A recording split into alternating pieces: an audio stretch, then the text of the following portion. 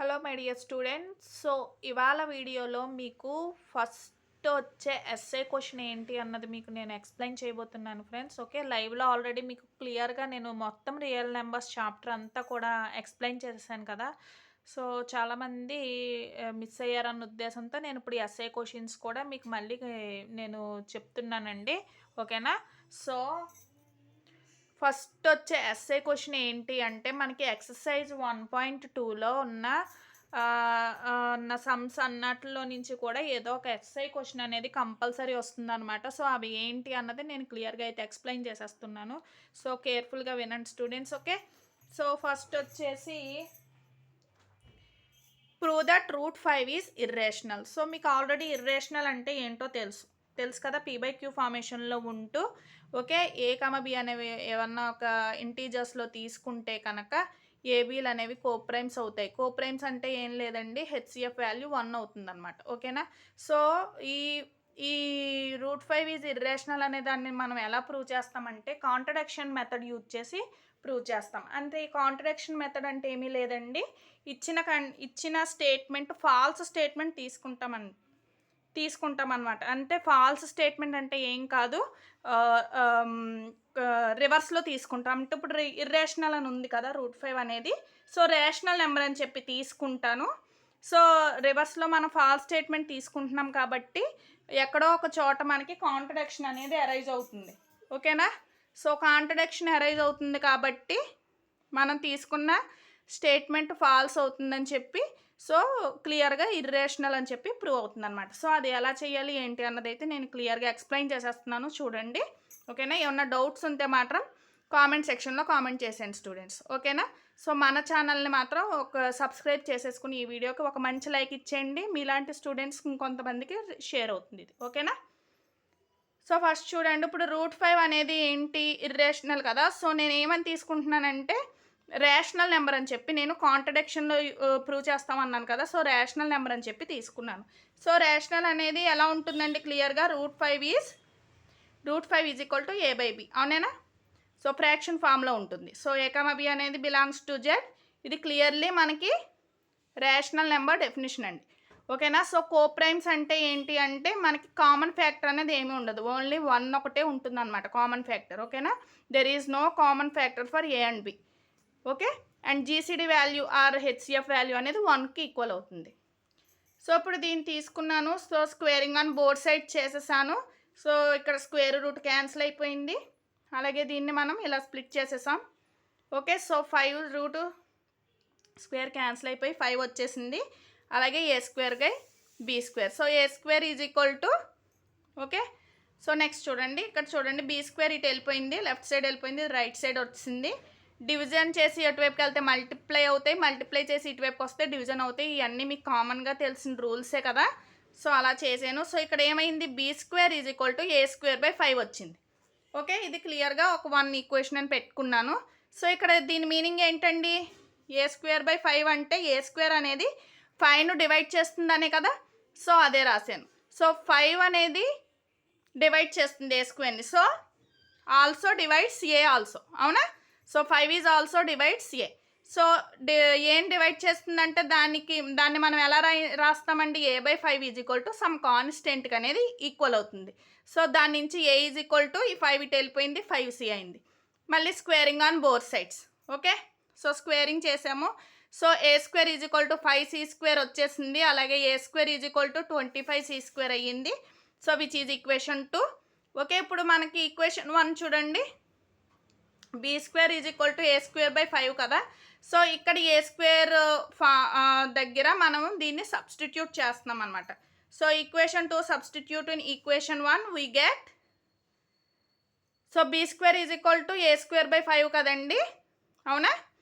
So A²/5లో A² అంటే 25C². So cancel చేసేసాను. 5 25లో 5 times cancel అయింది. So B² is equal to 5C² వచ్చింది. Okay. So క్లియర్గా C² is equal to B²/5, అవునా. So ఇక్కడ ఏమొచ్చిందండి, C² is equal to B²/5 కాబట్టి so 5 అనేది డివైడ్స్ B అవుతుందా, B² అవుతుంది. అలాగే that implies 5 divides B.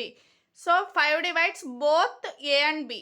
So both A and బికి డివైడ్ చేస్తుందంటే ఇది కామన్ ఫ్యాక్టర్ అవుతుంది. కానీ మనం తీసుకున్న స్టార్టింగ్ ఏంటి, కో ప్రైమ్స్ అని తీసుకున్నాం. సో కో ప్రైమ్స్ అంటే ఏం చెప్పానండి, కో ప్రైమ్స్ అంటే there is no common factor for A and B, అవునా. సో కామన్ ఫ్యాక్టర్ ఉండదు, కానీ మనకి ఇక్కడ ఏబికి 5 అనేది కూడా ఇంకొక కామన్ ఫ్యాక్టర్ అని చెప్పి మనకి ఇక్కడ వచ్చింది. So 5 is the common factor of A and B. So which is a contradiction to our assumption. Okay, so which is a contradiction to our assumption కాబట్టి సో క్లియర్గా హెన్స్ √5 అనేది ఏమవుతుందండి, ఇర్రేషనల్ నెంబర్ అనేది అవుతుంది. సో ఇందులో √5 ఇచ్చాను కదా, అలాగే √3 ఇవ్వచ్చు, √2 ఇవ్వచ్చు, ఏది ఇచ్చినా సరే సేమ్ ఇదే ప్రొసీజర్లో మీరు రాయాలి. ఓకేనా. And one more important question ఏంటి అంటే చూడండి, prove that 3 + 2 √5 is irrational. Okay, so ఇది కూడా మనం కాంట్రడిక్షన్ మెథడ్లోనే యూజ్ చేసి సేమ్ అదే ప్రొసీజర్లో మనం చేస్తాము. సో ఇది ఎలా వస్తుంది అన్నది ఒకసారి చూసేయండి. So assume 3 + 2 √2 is rational number. So clearly this is the definition of rational number. Okay, 3 + 2 √2 is equal to A/B and A, B belongs to Z, AB are co primes. ఓకేనా. సో ఇక్కడ ఏముంది, ఇటు ప్లస్ ఉన్నది ఇటువైపు తీసుకొచ్చాను, -3 అయ్యింది.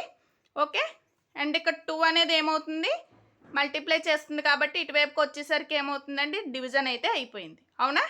So ఇప్పుడు చూడండి, ఇది మనం ఆల్రెడీ ఇప్పుడే ప్రూవ్ చేసాం, √5 అనేది ఇర్రేషనల్ అయితే అవుతుంది, క్లియర్గా తెలుసు. ఇవన్నీ ఏం తీసుకున్నాను నేను, బిలాంగ్స్ టు జెడ్ అని తీసుకున్నాను, అవునా, కో ప్రైమ్స్ అని తీసుకున్నాను. క్లియర్గా ఇవి ఏమవుతున్నాయండి, రేషనల్ నెంబర్స్ అవుతున్నాయి, అవునా. A/B ఫామ్లో ఉన్నాయి కదా, P/Q ఫామ్లో ఉన్నాయా. సో క్లియర్లీ ఏమవుతున్నాయి, రేషనల్ నెంబర్స్ అనేవి అవుతున్నాయి. సో క్లియర్గా irrational is equal to rational, రెండు ఈక్వల్ అవుతాయా, రేషనల్ ఇర్రేషనల్ అనేవి, ఇర్రేషనల్కి రేషనల్ అనేది ఈక్వల్ ఎప్పుడు అవ్వదు. సో ఏమొచ్చింది మనకి ఇక్కడ, కాంట్రడిక్షన్ అనేది అరైజ్ అయ్యింది. ఎందుకు, మనం తీసుకున్న అజంప్షన్లో ఫాల్స్ స్టేట్మెంట్ తీసుకున్నాం కాబట్టి మనకి ఇక్కడ ఏమొచ్చిందండి, కాంట్రడిక్షన్ అనేది అరైజ్ అయింది. So hence 3 + 2 √5 is irrational. This is most important question for public exams అండి. కంపల్సరీ ఈ మోడల్లో ఒక క్వశ్చన్ అయితే లేకుండా మీకు పబ్లిక్ ఎగ్జామ్ పేపర్ అయితే కంపల్సరీ ఉంటుంది, క్వశ్చన్ అయితే కంపల్సరీ వస్తుందన్నమాట ఇందులో. సో చక్కగా ప్రిపేర్ అవ్వండి, ఒక ఎస్సే మాత్రం కంపల్సరీ మీరు అటెంప్ట్ చేయగలుగుతారు. ఇంకొకటి చూడండి, ఇది కూడా ఇర్రేషనలే, కాకపోతే 1/√2 అనేది ఇర్రేషనల్ అని ప్రూవ్ చేయమంటున్నాడు. ఓకేనా. సో అది ఎలాగో చూద్దాం. సో ఇది కూడా సేమ్ కాంట్రడిక్షన్ మెథడే. ఫస్ట్ 1/√2 అనేది ఏమని తీసుకుంటారు, రేషనల్ నెంబర్ అని తీసుకున్నారు, same definition. Okay, A, B are co primes అవుతున్నాయి. సో ఇక్కడ 1/√2 కాబట్టి √2తో మనం రేషనలైజ్ చేస్తున్నాం. ఓకేనా. సో √2తో రేషనలైజ్ చేశాను అండ్ A/B.